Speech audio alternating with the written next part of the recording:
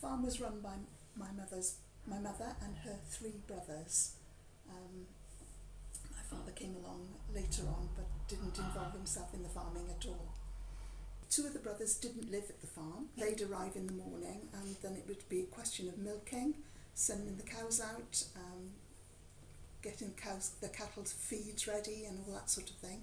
My mother, she had a milk ground, so she and her younger brother used to take the horse and cart down Glen Road and deliver the milk. Just all the way down Glen Road to the Beaufort Inn, turn round and go back up.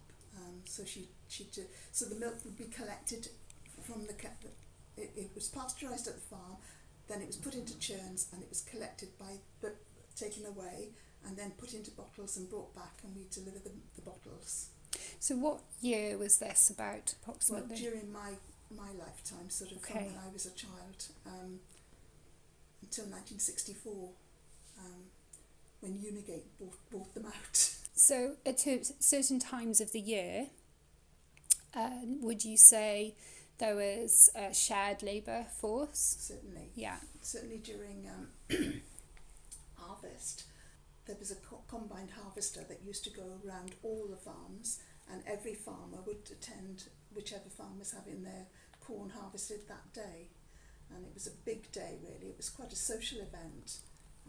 And my mother used to, on the day that they came to us, provided the weather was good, it would be our turn to do the dinner. So we'd have to get all the food ready. Is that a happy memory? Yes, yes. It was always very busy, and lots of people coming and going, and lots of handshaking, and good to see you, and all that sort of thing. So, very much a community, a positive, active, hard-working community. Get the corn in. And it was the horse and cart used to take the corn down to the shed, and it was all sort of carried up into the shed. It was up on the first floor. I remember it was being up on the first floor, so to carry up steps. So you lived on the farm with your family? Yes. And I know from the photo, so you showed me where your bedroom was. And did anyone else then live on or near the farm? He helped with the farm work or not? The only other person was my mother's younger brother. He lived with us. He was a single man. He lived with us. But we didn't have any. I don't remember in my time any outside help. No. So, what role did you play? You helped your mother.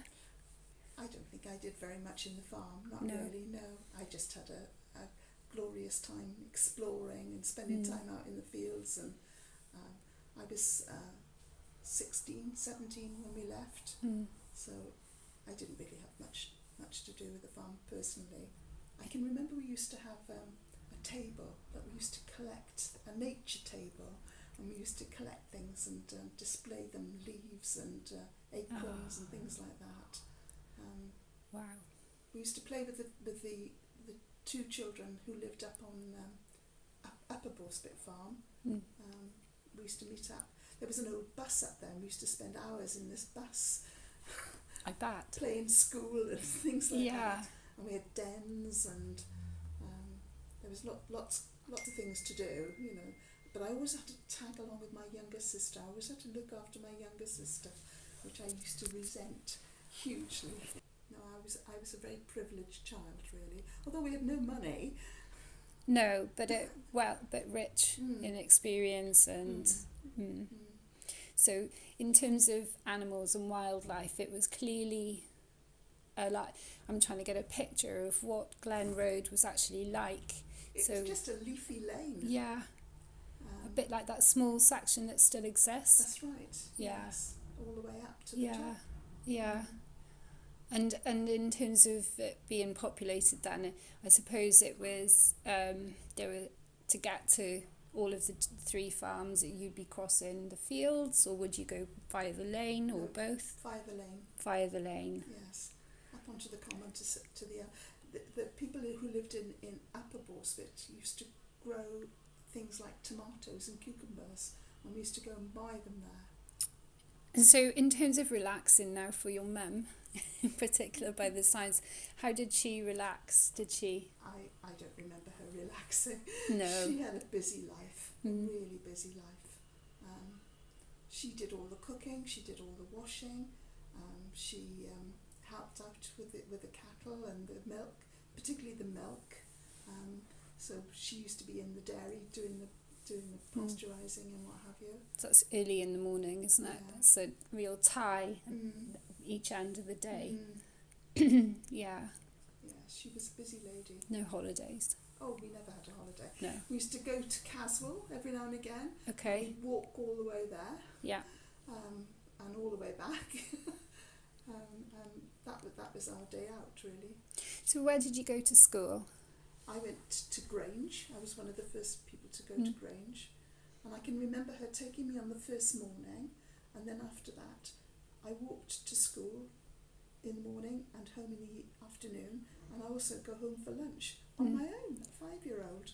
Yeah, well, we always used the train, only the train, because my father worked for Great Western Railway, and he had a free parcel numbers train. Right. His mother lived in St Thomas, so we used to go and visit quite often, and we'd always have to use the train. We never went on the bus. That was a real luxury to go on the bus. Wow.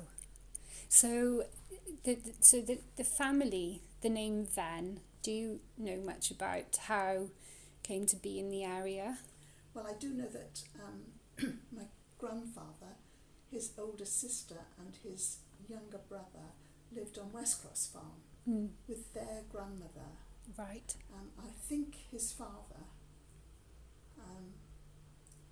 and I think they lived in the farm opposite. There were two farms on the corner of Riversdale Road and West Cross Lane. So he was brought up there.